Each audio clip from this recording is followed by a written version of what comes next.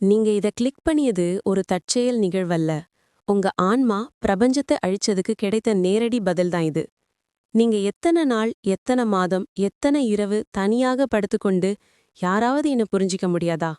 எங்காவது யாராவது என்ன கேட்டுக்கின்னு இருக்காங்களான்னு மனசுக்குள்ள கேட்ட அந்த ஒலி, அந்த கண்ணீரோட கலந்த பிரார்த்தனை, அதுதான் பிரபஞ்சத்துக்கு இன்னைக்கு பதில் வர காரணம். நீங்க இப்ப இருக்கிற இந்த ஹெவி ஃபேஸ், ஹார்ட் பிரேக் ஆனாலும், ஃபேமிலி பிரச்சனையானாலும், நண்பர்கள் தூரமாயிட்டாலும், எதுவாக இருந்தாலும், நீங்கள் ஒருத்தரா இல்ல. உங்களுக்கு தெரியாம, உங்கள சுத்தி ஒரே ஒரு இன்விசிபிள் லைட் ஃபீல்ட் உங்கள பிளாங்கெட் போல காத்துக்கிட்டே இருக்கு. ராத்திரி தூங்கும்போது கூட, உங்கள் உடலை விட, உங்க ஆன்மாவை அதிகமா காப்பாத்துறது அந்த ஒயிட் எனர்ஜி. உங்கள் முன்னோர்களில் ஒருவரின் ஆவி, நீங்க ரொம்ப அட்டாச் ஆயிருந்தவர், இங்க இன்னும் உங்களோட அருகில் நின்றுகிட்டே இருக்கு. அவரோட நினைவு திடீர்னு வந்து அடி வச்சது. அவர் வாசனை போல தோன்றியது. நினைப்பு வந்தது, இது கோயின்சிடன்ஸ் இல்ல.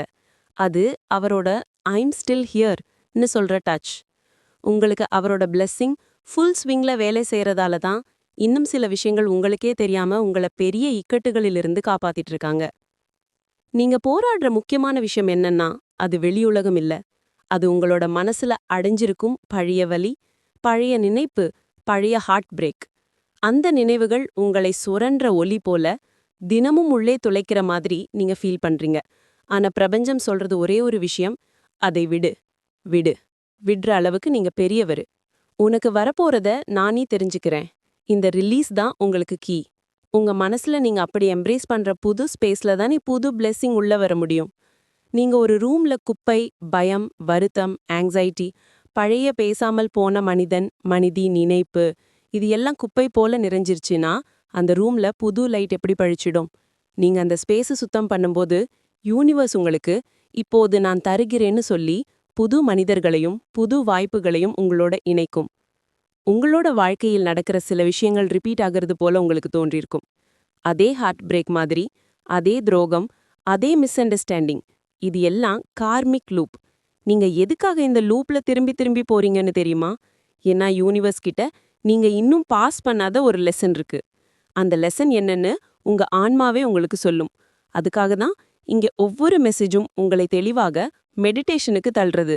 மெடிடேஷன் என்பது ஒரு ஸ்பிரிச்சுவல் ஆக்டிவிட்டி இல்ல. அது உங்களோட ஆன்மாவோட ஆக்சுவல் கான்வர்சேஷன். உங்க மைண்ட் காம் ஆயிருச்சுன்னா தான் உங்க சோல் பேசும். இல்லனா நீங்கள் அந்த குரலை கேட்கவே கேட்க முடியாது. இன்ட்யூஷன் என்று சொல்லுவது ஃபியூச்சரை ப்ரெடிக்ட் பண்ற கிஃப்ட் இல்ல. அது உங்களுக்குள்ள ஆல்ரெடி தெரிஞ்சு ட்ரூத்தை வெளியில எடுத்து வந்து இதுதான்னு சுட்டி காட்டுற பியோர் கிளாரிட்டி. இன்னொரு விஷயம், உங்க வாழ்க்கையில போயிருச்சுன்னு உங்களுக்கு பாவமா, துக்கமா, ரொம்ப டெஸ்பரேட்டா தோன்றி இருக்கக்கூடிய ஒரு மனிதன் மனிதி, அவரோட எக்ஸிட் உங்களுக்கு பனிஷ்மெண்ட் இல்ல, அது ப்ரொடெக்ஷன். அவங்க போன அந்த நாள் நீங்கள் உண்மையிலே சேவ்ட். யூனிவர்ஸுக்கு தெரிஞ்சது, அந்த ஒருவரோட பிரசன்ஸ் உங்களோட லைட்டை, உங்க ஆசிர்வாதத்தை தள்ளிடுது. நீங்க இப்போ அந்த லாஸா பார்த்துட்டு இருக்கீங்க. ஆனா யூனிவர்ஸ் அதை ஒரு கிஃப்டா பார்க்கறது. பிரபஞ்சம் ஒருவரை எடுத்துச் செல்லும்போது எவரையும் வெறுமனே வச்சிடாது. அந்த இடத்துல புது எனர்ஜி, புது மனிதர்கள், புது பாதுகாப்பு, புது சிரிப்பு வரப்போகுது. உங்களோட ஹார்ட் ஹாப்பியான ஒரு ஃபியூச்சருக்கு ரெடியாகணும். உங்களுக்காக வரப்போகிற பெரிய ட்ரூத் இது திடீரென்று ஒரு நாள்ல உங்களுக்கு புலப்படும். நீங்கள் கண்ணை மூடி அமைதியாக இருந்தால் அந்த உண்மை உங்க மனசுல கிளிக் ஆகிற மாதிரி வரும். உலகமே சடன்லி மேக் சென்ஸ் ஆகும். நீங்க அவ்ளோ நாள் காதல், குடும்பம், ஃபியூச்சர், பணம், வாழ்க்கை எல்லாத்திற்கும் ஏன் பயந்தீங்க? ஏன் குழம்பினீங்க? ஏன்னா உங்க ஓன் லைட்டை நீங்க கண்டுபிடிக்கல. அந்த லைட்டை அன்லாக் பண்றதுக்கான நேரம் வந்துருச்சு. அந்த நாள் தாமதமாகவில்லை. அது கம்மிங்.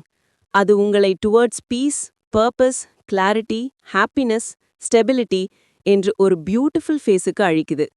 பிரபஞ்சம் சொல்றது ஒரே வரி, குழம்பாதே. நீங்க ஓவரா யோசிப்பது ஃபியூச்சரை பிரேக் பண்ணும். காமாக உங்க ஆன்மா என்ன சொல்லுதுன்னு கேளு. அப்புறம் நீங்க கம்ப்ளீட்டா ப்ளூமிங் பண்ணுவீங்க. அந்த ஹாப்பினஸ், அந்த ரீஸ்டார்ட், அந்த பீஸ், அது உங்களுக்காக தான் வரப்போகுது. அது உங்களையாலேயே அட்ராக்ட் ஆகுது. அது உங்களுக்காகத்தான் உருவாக்கப்பட்ட பிளெஸ்ஸிங்.